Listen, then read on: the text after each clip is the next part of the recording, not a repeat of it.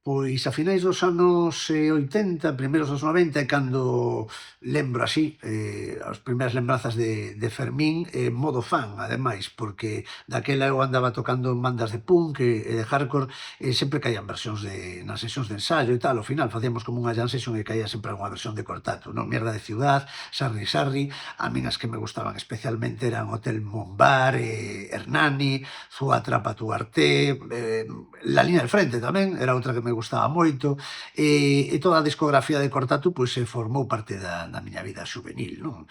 E claro, logo en 2015 chego a Bilbao, andaba por ali, e vexo que é unha exposición de Fermín en Alhóndiga sobre o primeiro cómic de Blaquis Belcha. E aí coñezo unha nova faceta de Fermín que eu non a tiña controlada, que é ese perfil de Fermín como activista cultural e produtor cultural que leva a súa mensaxe social máis alá do que a propia música, non? A través do cómic e de outras artes. Entón, quedeme totalmente fascinado. E o que eu non sabía é que anos despois iba a chegarme a min un correo de Fermín despois de estar ali na Lóndiga, alucinar con aquelo de Blaquis Belcha, cando saiu o segundo número, porque ele estaba buscando un editor que sacase a obra en galego. E Arcaiz Cano, co que eu xa tiña colaborado cun cómic que fixo con Ador Larrea, Os últimos días de Santi Bruarz, faloulle de min, comentoulle que unha posibilidade para editar aquí cómic en galego podría ser Temo Editorial. A partir de aí, pois, iniciamos xa unha relación persoal e foi un puntazo desde o primeiro momento traballar con el.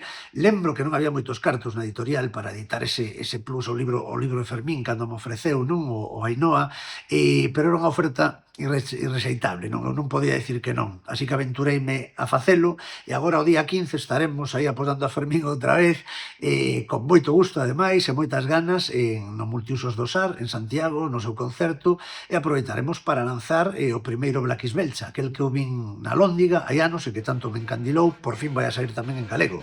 O sea que, Fermín, un placer traballar con un profesional como a ti, un tipo coas ideas claras, un gran loitador social, necesitamos máis Fermines neste mundo e aí estaremos o día 15 en Santiago dando todo. Forza!